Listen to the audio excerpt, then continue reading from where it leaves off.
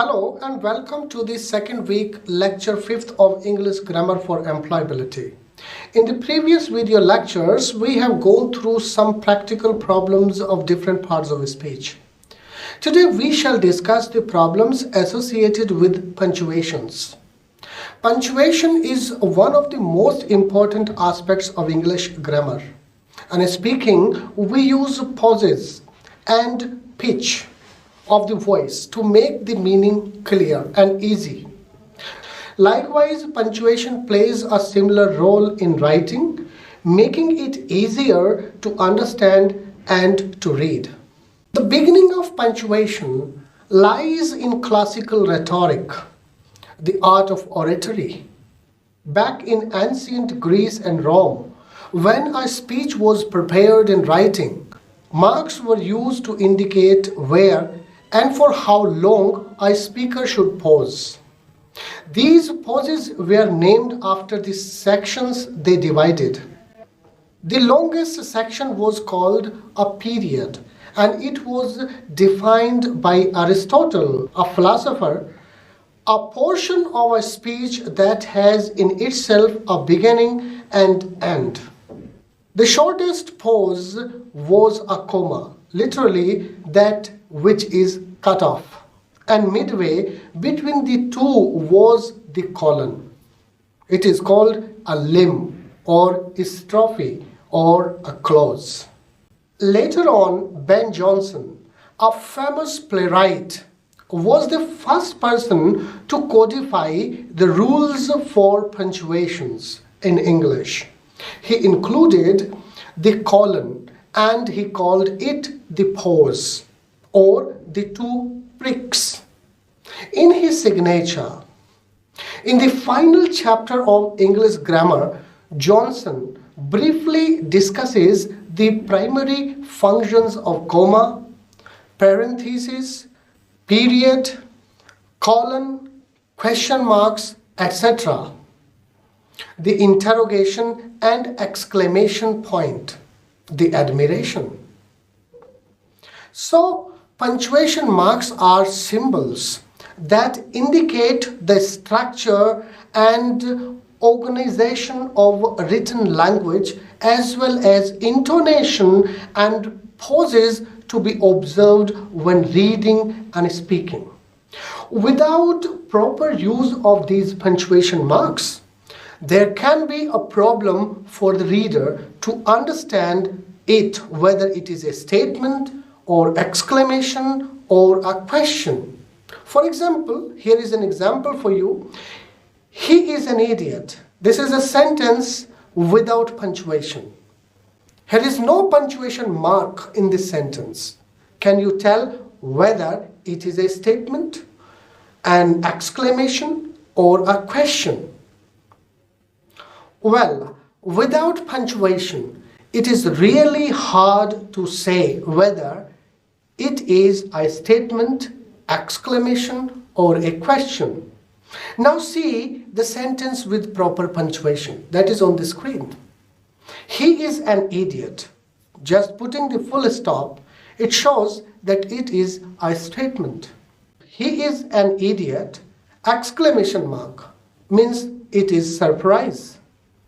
And he is an idiot is with question mark, it simply means that it is a question. Now identify the mistakes in these expressions. Punctuation matters here, and how punctuation can affect the meaning of the entire sentence. You can see with these examples. The first one is let's eat grandma. Comma matters here. He is thankful to his parents, Sona and Mohan. Comma matters here.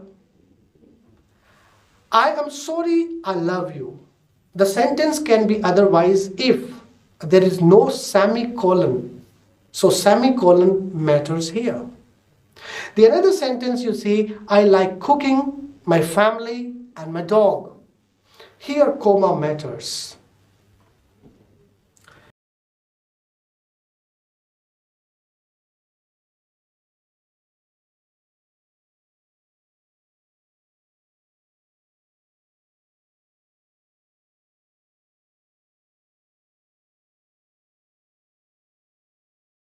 Sometimes a shortfall in or overuse of punctuation marks can change the meaning of the sentence entirely. And sometimes it can be funny too. For example, analyze this sentence and punctuate it. A woman without her man is nothing. Did you do that? No. See the place of punctuation and their different meaning in these two sentences. A woman without her man is nothing. The meaning is different. But when you put the comma, a woman without her man is nothing. It is signifying a different meaning. Well, did you find the difference between these two sentences? If you put a comma just after pronoun her, we say woman is superior now in this sentence. And when we use a comma just after man, means the noun man, we say the man is superior. Now let's proceed to discuss some important punctuation marks. These are on the screen, you can see, and the symbols are indicated just against them within the slantic lines. Within the slantic lines.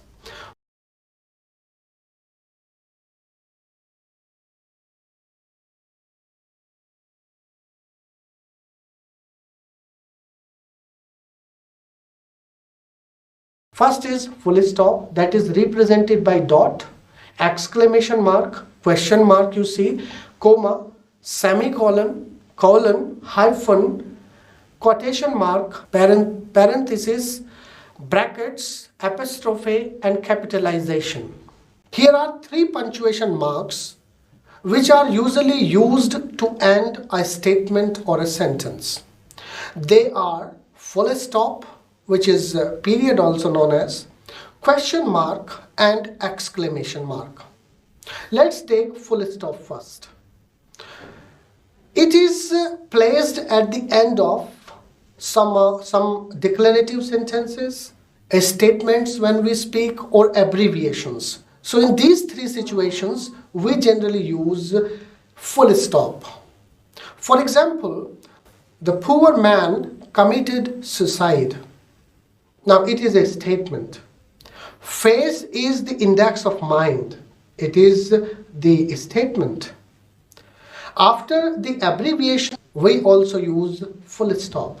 For example, MBA, MA, MLA, district, department, etc. But nowadays we use open punctuations and we don't use full stop. Like this, MBA we write, MA, MLA, district, department, etc. we write without punctuation. The second one is the question mark. It is used to indicate a direct question when placed at the end of the sentence. For example, what are you doing here? Which brand of clothes do you like? Who is your favorite author? So all these are questions. Now the another one you see is exclamation point. That is represented by this one. And it is used when a person wants to express a sudden feeling of surprise, disgust, happiness, sorrow, and sometimes add emphasis. For example, what a good man he is. What a fool he is. Alas, he is no more. So here in these sentences we use exclamation marks. Remember, the comma, semicolon and colon are often misused because they all can indicate a pause in a sentence. A comma is used when the short stay is required. It is used to show a separation of ideas or elements within the structure of a sentence. Additionally, it is used in number, date, and letter writing after the salutations and closing. For example, you can see these rules. Yes, I will go at once. It is direct address. So just after yes or no, we will use comma. Separation of two complete sentences. For example, you can see this sentence. They went to watch a movie and then we went out to lunch. Here are two statements which are separated by a comma just after movie. Now separating list or elements within a sentence, we also use comma for that. For example, Mukesh, Manoj, Sudhir and Suresh are good boys. Whether to add a final comma before the conjunctions in a list is a matter of debate. The final comma, known as an Oxford or serial comma, is useful in a complex series of elements or phrases, but it is often considered unnecessary in a simple series, such as the examples we have seen. It is usually comes down to a style choice by the writer. Like comma, semicolon indicate an audible pause, means it is a long pause, slightly longer than the comma. It is used for something more than a comma. In this regard, one thing is taken care of. There are many parts, but from the point of view of the grammar, there is no relation between them. They do not depend on each other. There is only the relation of notion between them, not the structure of the sentence. For example, these are the sentences before you. Although he tried, he failed. So there is a gap, a long gap. Although he tried, so he failed, we can say. So that sentence is right. The punctuation is right here. Although he tried, he failed. I'm here, you are over there. He's an honest person, even his enemy say so. The next one is colon. A colon has three main uses. The first is after a word introducing a quotation, an explanation, an example or a series. For example, look at this sentence on the screen. He is planning to study 4 subjects: politics, philosophy, sociology, and economics. The next one, the second is between the independent clause, when the second explains the first, like a semicolon.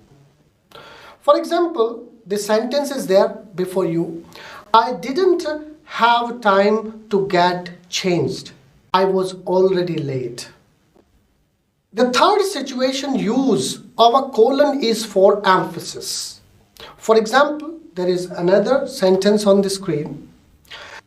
There was one thing she loved more than any other, her dog. It is noteworthy here that a colon is also used in non-grammatical expressions like time, ratio, business correspondence, and references. The another is apostrophe mark. It is used to indicate omission of letters like contractions, the possessive case, or the plurals of lower cases. For example, I have seen that movie several times. She wasn't the only one who knew the answer. Here in these two sentences you see omission of letters means I have and wasn't is the omission of letters. It is the contraction. It is also used for the possessions like Sarah's dog bit the neighbor. It is possession.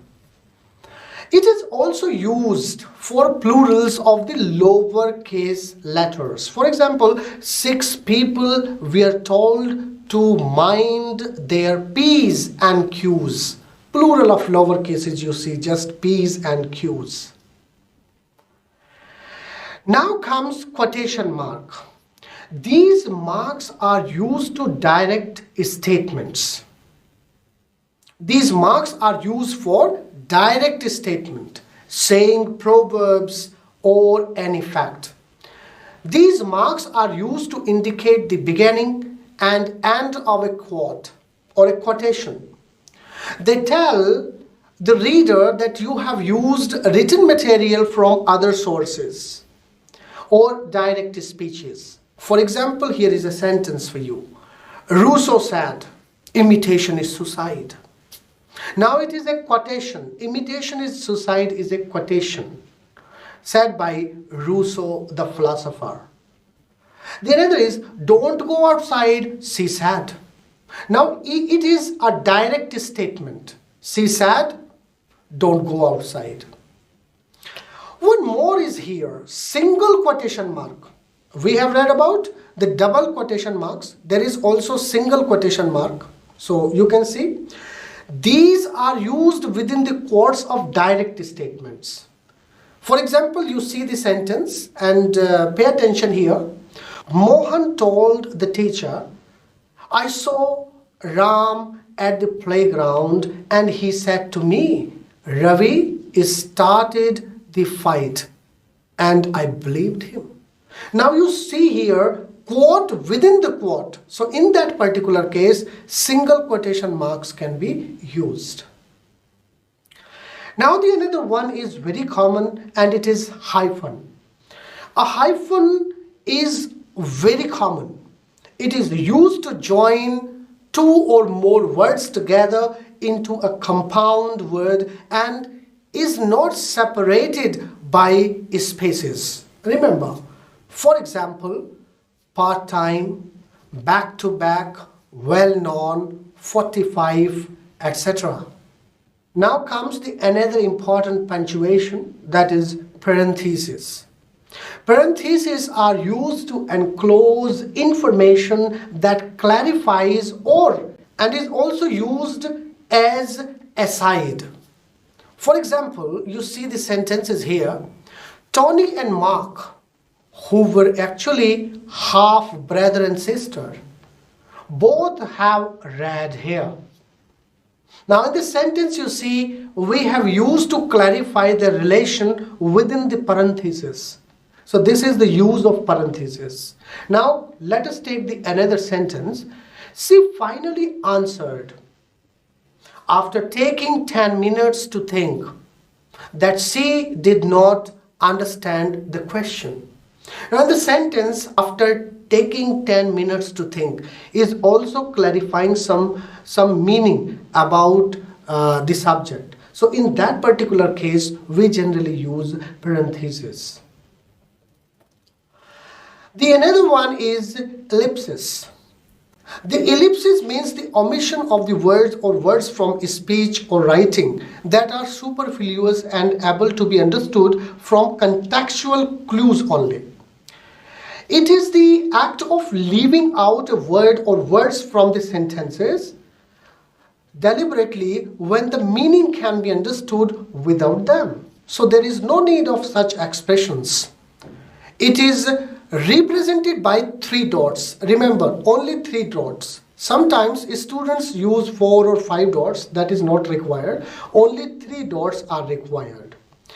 The ellipsis is used in writing or printing to indicate an omission of letters or words. And these are frequently used within quotations. Sometimes we have a long quotation and we have to cut it short. So in the middle, we just put the ellipsis just to reduce the length of the statement, length of the quotation. And these ellipses are frequently used within the quotations to jump from one phase to another, omitting unnecessary words. So this is the use of ellipsis. Let's take the sentence that is on the screen. He began to count 1, 2, 3, dot, dot, dot, dot, until he got it 10. Then he went to find her. Now in this sentence, the three dots we have used just to reduce the size of the sentence, the statement, because we know just after 3, 4, 5 what comes. Now let's take another situation. We also use ellipses within the quotations also. For example, when Newton said, an object at rest stays at rest, an object in motion stays in motion, so on. So dot, dot, dot, he developed the law of motion. So we know what is the statement ahead just after this. Now let's take about another important point, that is capitalization. Capitalization, see these words, can you tell the difference? Here is God, God and God, God. We have nature and nature. One starts from a capital letter and second starts with a small letter. So can you find the difference? No. Let's see. Capitalize the first word. There are some rules for capitalization. Capitalize the first word of a document and the first word after a full stop. Capitalized proper nouns always and adjectives derived from proper nouns. For example, name of place, all places, persons or things. These all are capitalized. Like Sohan, Meerut, India Gate, Red Fort, Indian Ocean, etc. Always capitalized the first word in a complete quotation, even mid-sentence. For example, Shakespeare once said, time and tide wait for none. Within the quotation mark, we have used time with capital T here. So this is the rule. Now coming to the another, many books have subtitles. When including these, put a colon after the work's title and follow the same rule of composition, capitalization for the subtitle. For example, you see there is a reference, technical communication skills, a guide to professional communication. So in a title, we generally capitalized important words like a guide, professional communication, technical communication. It started all with capital letter. Now, here is an exercise for you. Analyze the sentences and punctuate them. You can stop this video for a while. See how you can fix the punctuation problems.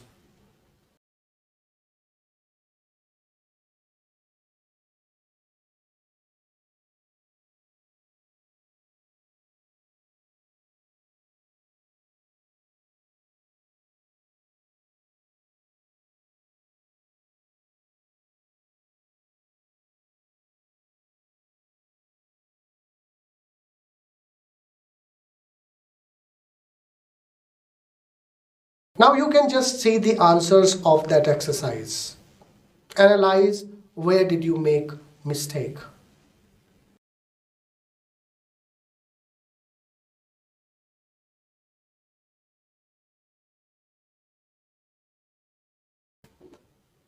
So we have completed second week and by now we have learned basics of grammar along with their current patterns and correct uses. Now you have learned some important tips and techniques to detect errors in the uses of parts of speech and tenses. And these will help you out in your competitive examinations. In the forthcoming week, we shall discuss another important topic of grammar. So stay tuned and enjoy learning. Thank you.